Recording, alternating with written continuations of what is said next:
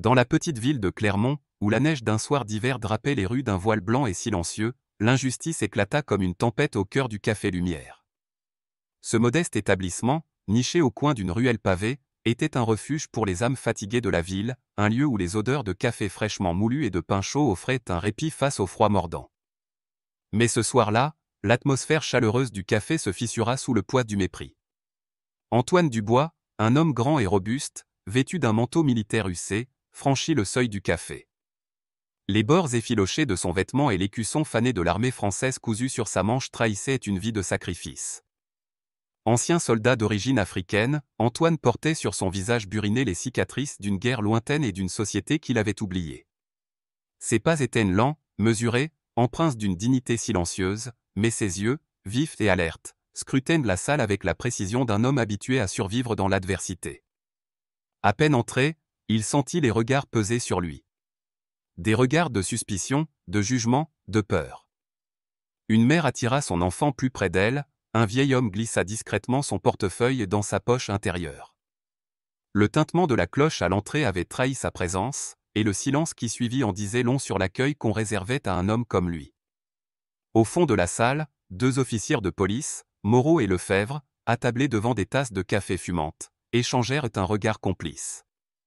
Leurs uniformes impeccables contrastaient avec l'allure débraillée d'Antoine, mais leurs expressions étaient bien plus laides que les vêtements usés du vétéran.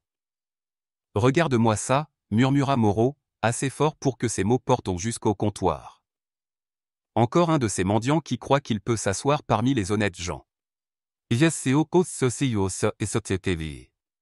Lefebvre ricana, ajoutant avec un mépris à peine voilé. « Fais attention à ton sac, Élodie, ces types-là ne savaient pas s'arrêter. » Derrière le comptoir, Élodie Martin, une serveuse d'une vingtaine d'années, sentit son estomac se nouer. Elle avait vu bien des choses en 2 ans au Café Lumière, des disputes d'ivrognes, des clients impolis, des tensions passagères. Mais ce soir, l'hostilité dans l'air était différente, plus lourde, plus dangereuse. Les mots des officiers, chargés de préjugés, résonnaient dans la salle, attirant les regards et des autres clients. Certains hochèrent la tête en signe d'approbation, d'autres détournèrent les yeux, mal à l'aise. Élodie, elle, posa son regard sur Antoine. Il était immobile, assis sur un tabouret au comptoir, ses mains larges posées calmement sur le bois usé.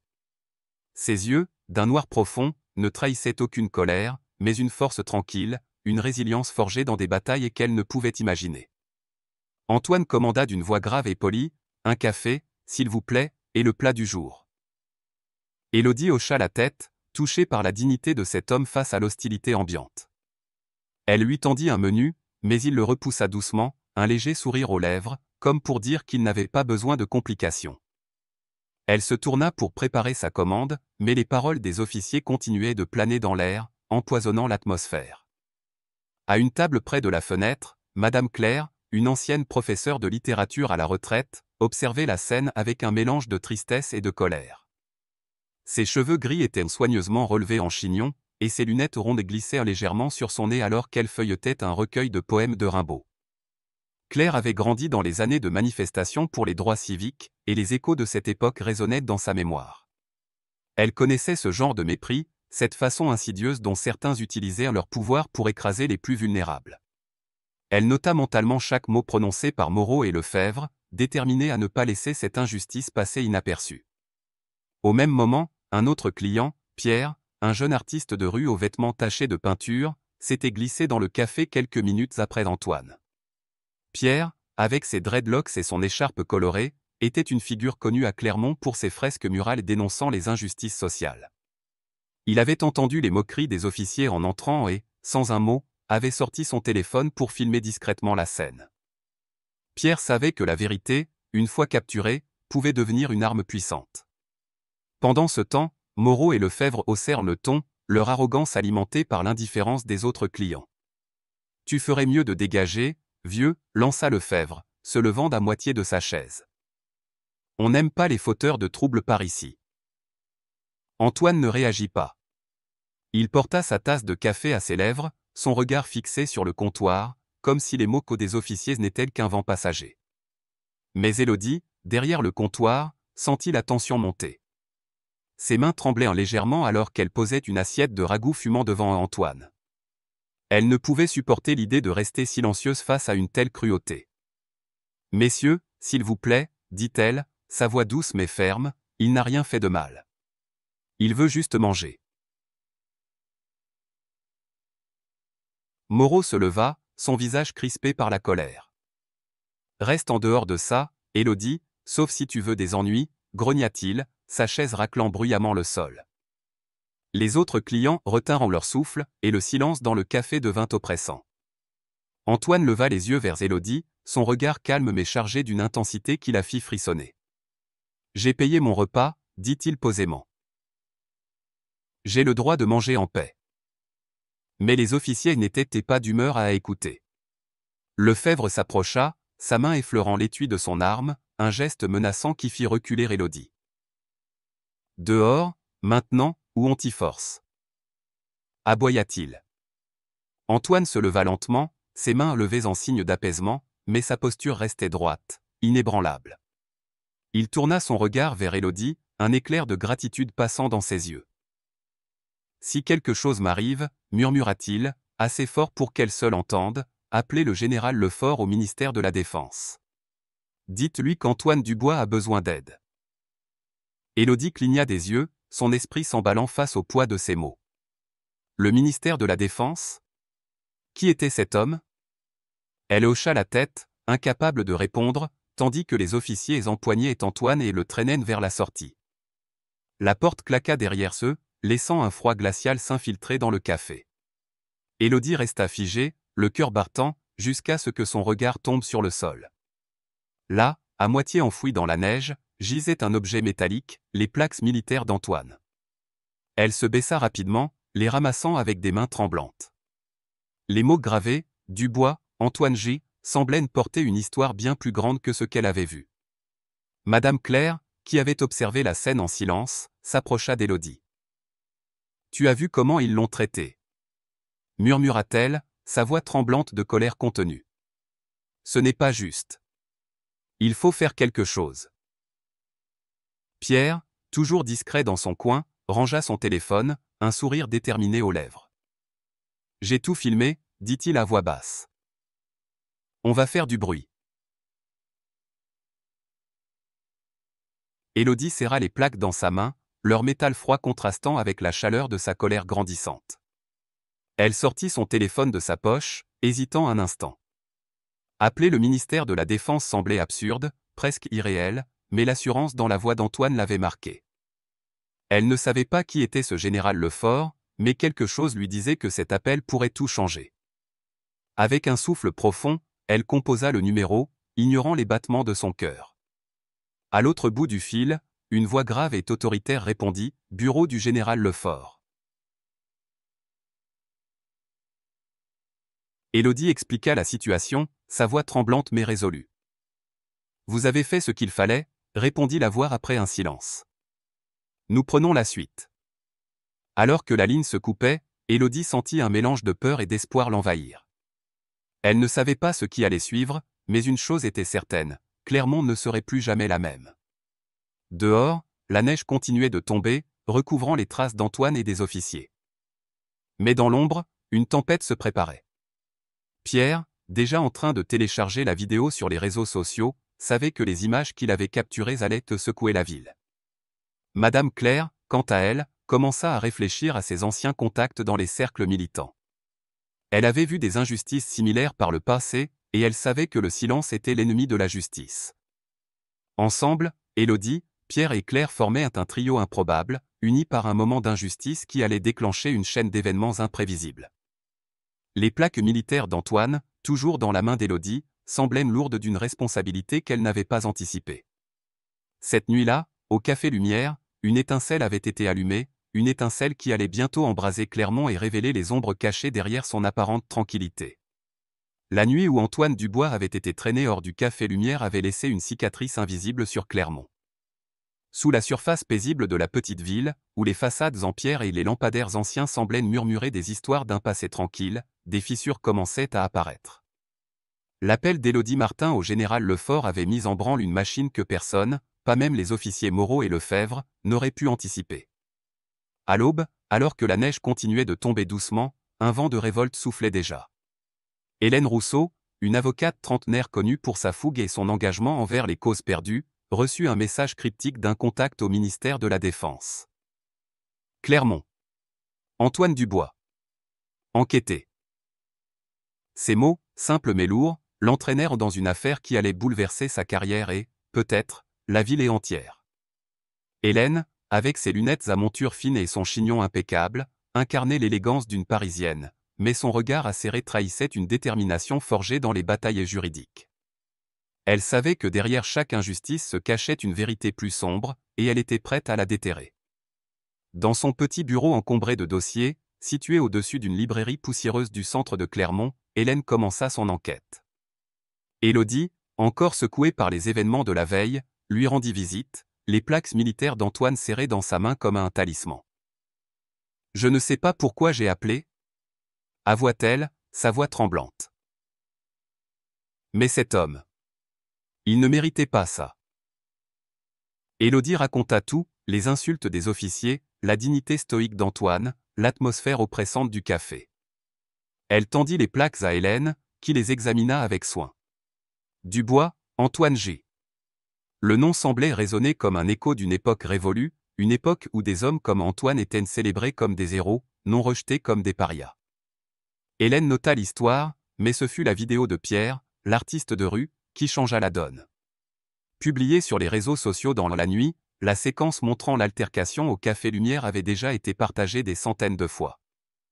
Les images crues, les officiers moqueurs, Antoine immobile face à leur hostilité, avaient enflammé les esprits à Clermont et au-delà.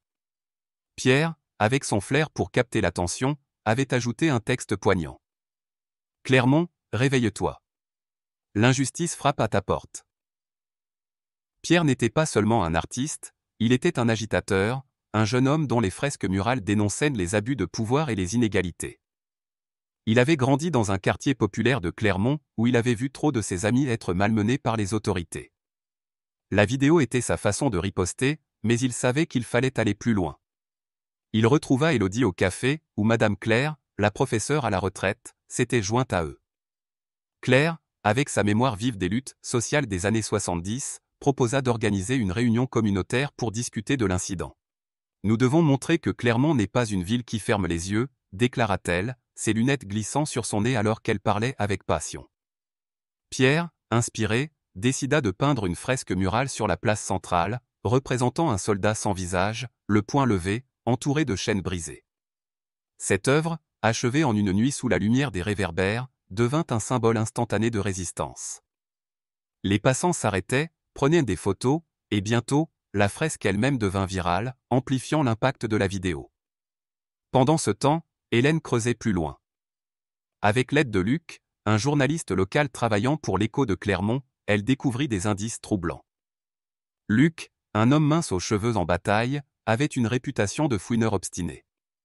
Il avait entendu des rumeurs sur une organisation au sein de la police locale, surnommée le réseau de l'Égide, qui ciblait les populations vulnérables, en particulier les sans-abri et les anciens combattants, pour les chasser des terrains convoités par des promoteurs immobiliers. En fouillant dans des registres publics, Luc trouva des transferts financiers suspects entre la mairie et une entreprise nommée Aurore SA, un géant de l'industrie de la défense. Ces fonds, officiellement destinés à des « projets de sécurité », semblaient en disparaître dans des comptes opaques. Hélène, flairant une piste, contacta un ancien client, Isabelle, une ingénieure ayant travaillé pour Aurore SA avant de démissionner pour des raisons éthiques. Isabelle, hésitante au début, révéla une information explosive. Aurore SA utilisait des sans-abri, y compris des vétérans comme Antoine, comme cobayes involontaires pour tester des technologies militaires non déclarées, sous couvert de vos programmes de réhabilitation.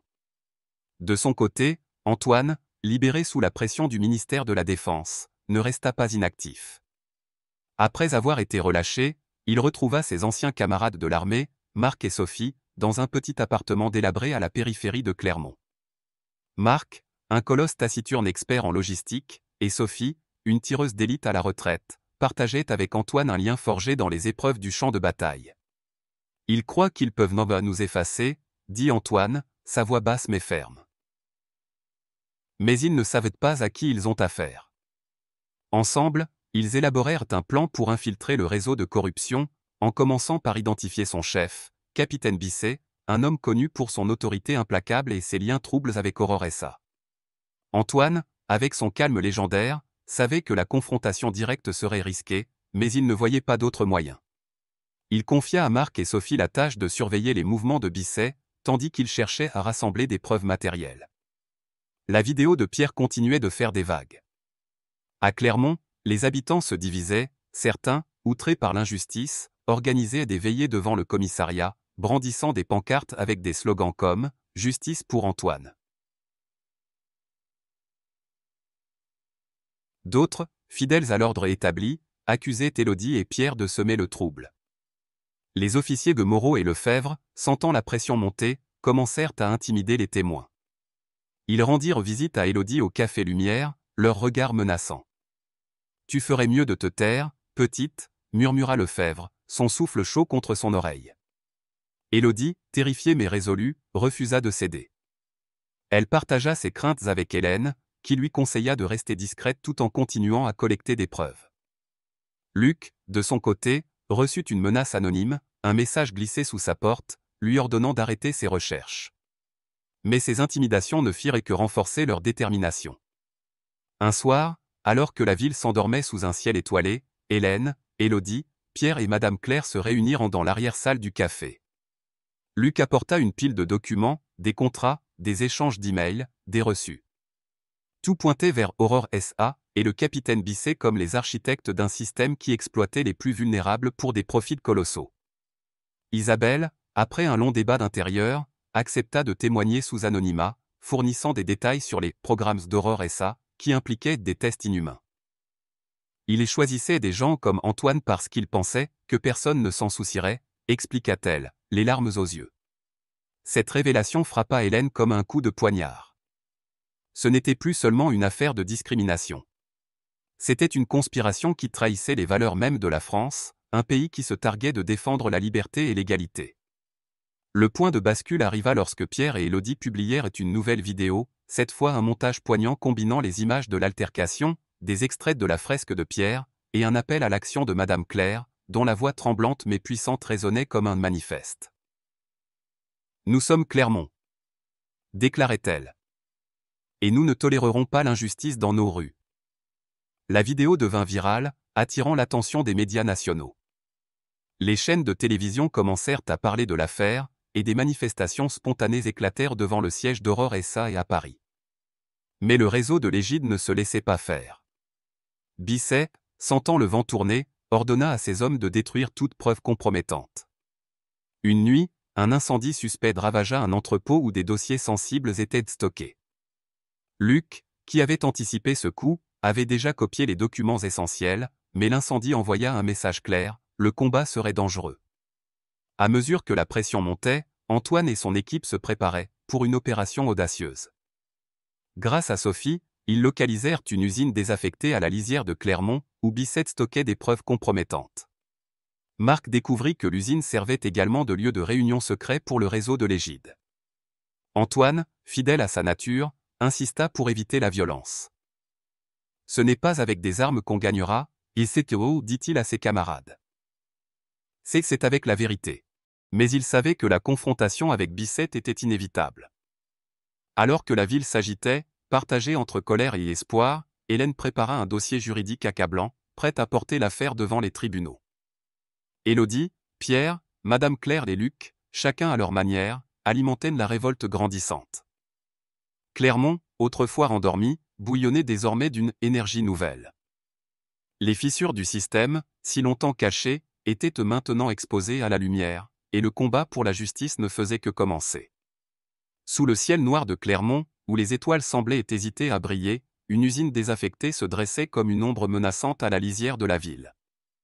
Ses murs de béton fissurés et ses fenêtres brisées racontaient une histoire d'abandon, mais ce soir-là, l'usine était le théâtre d'une confrontation qui allait changer le destin de la petite ville.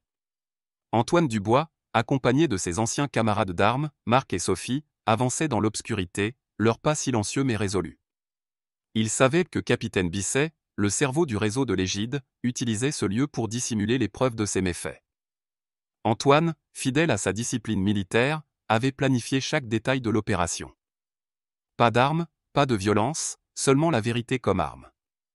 Mais dans son cœur, il sentait le poids de cette nuit, c'était plus qu'une mission, c'était une lutte pour redonner une voix à ceux que la société avait oubliés, comme lui. À Clermont, la révolte grondait, portée par la vidéo virale de Pierre, les appels passionnés de Madame Claire, et l'acharnement juridique de Hélène Rousseau. La lumière de la justice, si longtemps éclipsée par les ombres de la corruption, commençait à percer. Dans la ville, l'atmosphère était électrique. La fresque de Pierre, représentant un soldat sans visage brisant ses chaînes, était devenue un symbole de résistance. Des habitants, jeunes et vieux, se rassemblaient sur la place centrale, brandissant des pancartes et avec des slogans comme « Justice pour Antoine ». D'autres et « Clermont dit non à l'injustice ». Élodie Martin, dont le courage avait déclenché cette tempête, se tenait parmi eux, les plaques militaires d'Antoine toujours dans sa poche, comme un rappel de sa promesse. Madame Claire, avec son passé de militante, avait mobilisé ses anciens camarades des mouvements sociaux des années 70. Elle organisait des veillées devant le commissariat, où des bougies vacillaient dans le froid, symbolisant l'espoir fragile mais tenace de la communauté. Pendant ce temps, Luc, le journaliste intrépide, continuait de fouiller, publiant des articles qui exposaient les liens entre le réseau de l'Égide et Aurore SA, l'entreprise de défense qui finançait la corruption pour s'enrichir sur le dos des plus vulnérables. Une nouvelle alliée inattendue, Isabelle, ancienne employée d'Aurore SA, avait fourni à Hélène des documents internes accablants. Des preuves que l'entreprise utilisait des sans-abri, y compris des vétérans comme Antoine, pour des tests illégaux de technologie militaire, sous prétexte de programmes de réinsertion. À l'usine, l'équipe d'Antoine se déplaçait avec une précision militaire. Marc, avec sa carrure imposante, surveillait les entrées, tandis que Sophie, dont les réflexes de tireuse d'élite restaient intacts, scrutait les ombres pour repérer toute menace. Antoine, au centre, avançait avec une calme assurance, son regard fixé sur l'objectif, un coffre-fort dissimulé dans une salle au fond de l'usine, où Bisset conservait des contrats et des enregistrements compromettants. Les informations d'Isabelle avaient été cruciales, elle y avait décrit l'emplacement exact du coffre et les protocoles de sécurité. Mais l'opération n'était pas sans risque. Bisset, sentant la pression de l'enquête d'Hélène et de la colère publique, était devenu imprévisible. Il avait renforcé la sécurité autour de l'usine, engageant des hommes de main pour protéger ses secrets. Alors que l'équipe d'Antoine s'approchait, un bruit métallique résonna dans l'obscurité. Sophie leva la main, signalant un danger. 2 silhouettes armées patrouillaient à l'entrée de la salle. Antoine, fidèle à sa stratégie, opta pour la discrétion. Avec Marc, ils neutralisèrent les gardes sans un bruit, utilisant des techniques apprises sur le champ de bataille. Pendant ce temps, à Clermont, Hélène finalisait son dossier juridique. Dans son bureau, entourée de piles de documents, elle rédigeait une plainte officielle contre Bisset, le réseau de l'Égide, et Aurore SA. Les preuves fournies par Isabelle, des emails, des contrats, des rapports internes, étaient explosives. Elles montraient comment l'entreprise finançait les opérations de la police pour chasser les sans-abri des terrains convoités, tout en utilisant certains d'entre eux pour des expérimentations inhumaines. Hélène, épuisée mais déterminée, savait que ce dossier pouvait non seulement faire tomber Bisset, mais aussi secouer l'industrie de la défense française. Elle reçut un appel de Luc, qui venait de publier un article révélant l'incendie suspect de l'entrepôt, une tentative désespérée de Bisset pour détruire des preuves. « Il panique né, dit Luc, sa voix vibrante d'excitation. Mais nous avons ce qu'il faut pour les arrêter. Hélène hocha la tête, bien qu'il ne puisse la voir. Alors, faisons-le. Répondit-elle, son ton chargé d'une résolution inébranlable. À l'usine, Antoine et son équipe atteignirent enfin le coffre. Marc, avec ses compétences en logistique, força la serrure en quelques minutes, révélant une pile de dossiers et une clé USB. Les documents confirmaient tout, des paiements d'Aurore SA à Bisset, des ordres de ciblage des sans-abri, et même des rapports sur les tests illégaux. Antoine feuilleta les pages, son visage impassible mais ses mains tremblantes de colère contenue. Ces documents représentèrent des années de souffrance pour des gens comme lui, des vétérans rejetés par une société qu'ils avaient asservie. Sophie, sentant son émotion, posa une main sur son épaule. « On les a, Antoine, c'est fini. Mais ce n'était pas fini. Un bruit de pas lourd résonna dans le couloir. Bisset était là, flanqué de 2 hommes armés. Il avait été averti de l'intrusion et était venu en personne pour protéger ses secrets. « Tu penses pouvoir m'arrêter, Dubois » cracha-t-il, son visage tordu par l'arrogance. « Vous, les héros déchus, vous n'êtes rien. » Antoine se redressa, son regard perçant rencontrant celui de Bisset. « Vous avez tort, » dit-il, sa voix calme mais tranchante comme une lame. « Nous ne sommes pas invisibles. Pas cette fois. » Il n'y avait ni arme ni menace dans ces mots, seulement une force brute de conviction. Bisset, déstabilisé par ce calme, ordonna à ses hommes d'avancer, mais Sophie et Marc étaient prêts. En un instant, ils désarmèrent les gardes, utilisant leur entraînement pour éviter tout bain de sang. Antoine s'approcha de Bisset, qui reculait, cherchant une issue. « Vous avez cru que personne ne se battrait pour nous, » dit Antoine, sa voix résonnant dans l'usine silencieuse. « Mais vous avez oublié une chose. La France n'abandonne pas ses enfants, pas quand ils se lèvent ensemble. » Au sein, c'est bon. Avant que Bisset ne puisse fuir, des gyrophares illuminèrent l'usine. Une équipe d'agents fédéraux, alertés par Hélène et le général Lefort, fit irruption, menottes à la main. Bisset, acculé, fut arrêté, ses secrets exposés au grand jour. À Clermont, la nouvelle de l'arrestation se répandit comme une traînée de poudre. La vidéo de Pierre, les articles de Luc, et les manifestations organisées par Madame Claire avaient transformé la ville. Les habitants, autrefois divisés, se réunissaient désormais dans un élan de solidarité. Élodie, qui avait repris son poste au Café Lumière, servait des cafés avec un sourire nouveau, celui d'une femme qui avait contribué à changer les choses. Madame Claire, entourée de jeunes militants inspirés par son discours, lançait un projet communautaire pour soutenir les sans-abri et les vétérans. Hélène, après avoir déposé son dossier au tribunal, reçut une ovation lors d'une réunion publique, où elle promit de poursuivre la lutte contre Aurore et sa Isabelle, libérée de sa peur, témoigna publiquement, son courage devenant un symbole d'espoir. Quant à Antoine, il ne cherchait pas la gloire. Avec Marc et Sophie, il fonda un centre d'aide pour les vétérans, un lieu où ceux qui avaient été oubliés pouvaient retrouver une dignité et un but. Clairement, autrefois marqué par l'indifférence, devint un exemple de résilience. Le commissariat, sous la pression publique, fut restructuré, et le réseau de l'Égide s'effondra sous le poids des révélations. Aurore et sa fit l'objet d'une enquête nationale, ses dirigeants contraints de répondre de leurs actes. Antoine, debout devant la fresque de Pierre, contempla le soldat sans visage. Il y voyait non seulement son propre reflet, mais celui de tous ceux qui avaient été réduits au silence. La France, avec ses idéaux de liberté, d'égalité et de fraternité, avait été mise à l'épreuve à Clermont, et elle avait répondu par la voix de ses citoyens. Élodie, Pierre, Madame Claire, Luc, Isabelle, Marc, Sophie, chacun avait joué un rôle, prouvant que la justice n'était pas un rêve, mais une réalité à construire ensemble. Antoine, pour la première fois depuis des années, sentit une lueur d'espoir. La bataille n'était pas terminée, mais la lumière de la justice, enfin libérée, brillait sur Clermont, et peut-être, un jour, sur le monde entier. L'histoire de Les Ombres de l'injustice est une fresque puissante qui touche au cœur des valeurs françaises, liberté, égalité, fraternité. À travers le combat d'Antoine Dubois, un vétéran oublié, et la solidarité d'Élodie, Hélène, Pierre, et Madame Claire, cette histoire révèle la force de l'unité face à l'injustice. Ce qui m'a profondément marqué, c'est la résilience d'Antoine. Malgré le mépris et la discrimination, il reste digne, incarnant une force tranquille qui rappelle que l'honneur ne se mesure pas à la richesse ou au statut, mais à la capacité de rester fidèle à soi-même. Élodie, quant à elle, représente le courage des gens ordinaires, ceux qui, dans l'ombre, osent défier un système corrompu. Cette histoire, ancrée dans la culture française, célèbre la communauté, un pilier de notre identité, où chaque voix compte pour bâtir un monde plus juste. La leçon que j'en tire est simple mais essentielle, l'injustice prospère dans le silence. En France, où nous chérissons l'idée de justice sociale, nous devons nous inspirer de cette histoire pour agir au quotidien.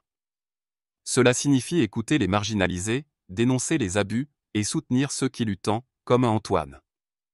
Dans ma vie, je m'efforce de pratiquer l'empathie, d'intervenir face à l'injustice, même à petite échelle, et de construire des ponts dans ma communauté. Chacun de nous peut être une étincelle, comme Élodie, ou un pilier, comme Hélène, pour changer les choses. Si cette histoire vous a touché, aidez-nous à la partager.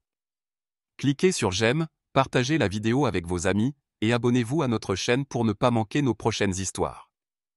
Laissez un commentaire pour nous dire ce que vous en pensez et comment vous luttez pour la justice dans votre quotidien.